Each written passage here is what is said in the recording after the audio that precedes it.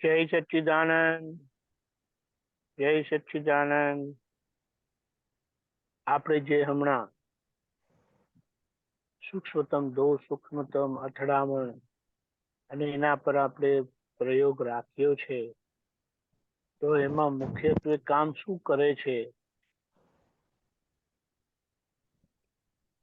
વિરાટના પદમાં આવે છે, વિભાવિક કરતા પદનો ભૂ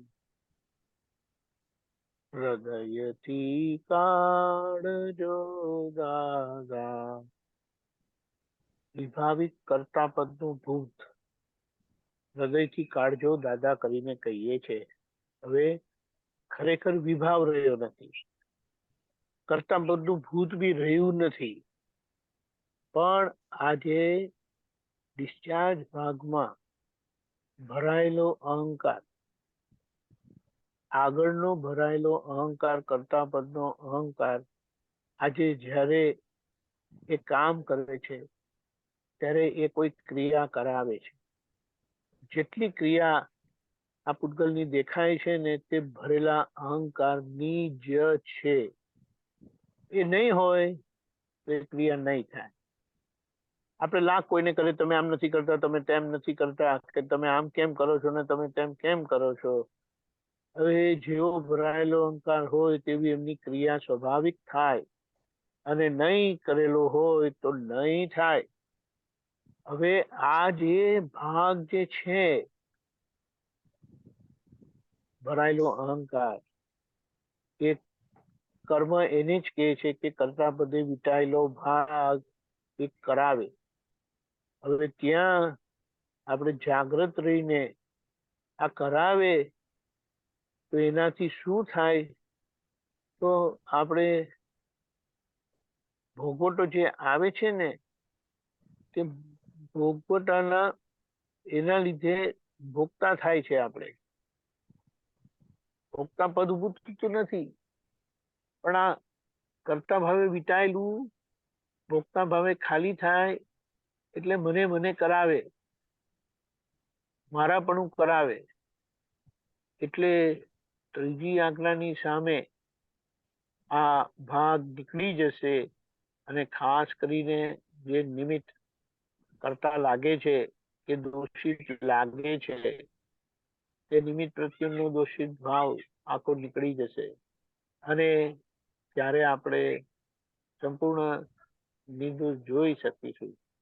એટલે મને મને કરીને જે થાય છે ને, તો ત્યાં આપણે ખૂબ જાગૃત રહીને એ તને એટલે આ નામધારીના ભાગમાં આપણે સમજી લેવાનું છે.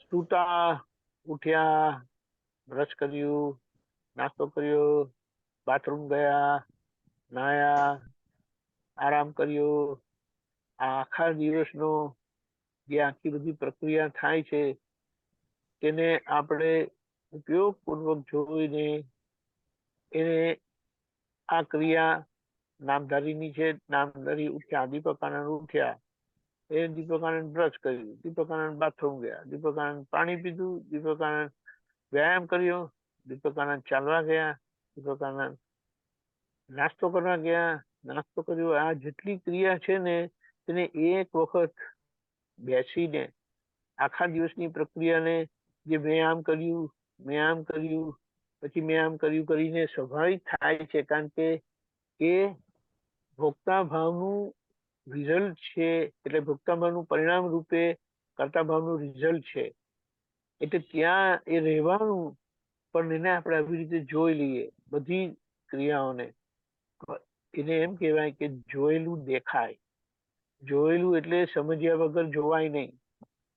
એટલે એ આખું જોવાપણું જે થાય છે અને આપણું પાકું થાય છે, તો પછી જ્યારે ક્રિયા થશે ને ત્યારે મને કરીને હિસાબથી નીકળશે, વીટેલા ભાગમાં નીકળશે, પણ આપણે અંદર જાગૃત રહીશું અને સમજતા જઈશું કે આ દીપકાનંદનો ભાગ છે, આ મારો ભાગ નથી. એટલે આખો દિવસ છૂટાપણું સ્વાભાવિક રહેશે, અને એક એમ કહીએ ને પરમાનંદની લહેર અનુભવવા મળશે. અનુભવ કેવા જગતી પદાર્થો જબરજસ્ત, કારણ કે આપણે થયેલા છે અને પ્રયોગ કરવાનો છે. પેલા થયેલા નથી હોતા ને પ્રયોગો કર્યા કરે છે. અને પ્રયોગ એ એક જાગૃતિ પૂર્વકની એક ગોઠવણી છે. એ પ્રયોગ એ કોઈ કરતા ભાવે નથી રહ્યો, કરતા ભાવ નામે રહ્યો નથી. કારણ કે અંદરથી બોલે તમે કોણ છો, તો કે હું નિશ્ચય નિર્ણયથી કેવળ શુદ્ધાત્મા જ છું. એટલે આપણે એમ કહીએ કે આ જયારે આપણે પોતાને જોઈએ ને, આજે તમે તમારી રીતે તમારા વિડીયોમાં જુઓ છો, ત્યારે તમને એ નામધારીની ખોપરી દેખાય, નામધારીના હડકા દેખાય. બહુ મજાની વાત છે. એટલે જયારે આપણે એવું જોતા થઈએ ને, ત્યારે ખબર પડે કે આ હું નથી, આ તો આ બધું મશીનરી